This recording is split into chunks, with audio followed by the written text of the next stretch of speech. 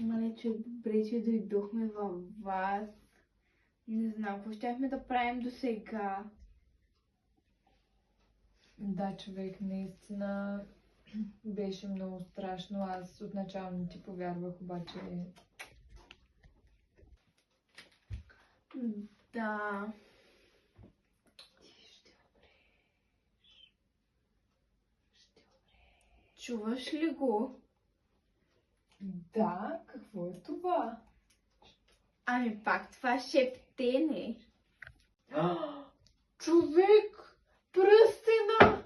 Как въобще не се сетихме? Откакто си с този пръстен се случват супер странни работи.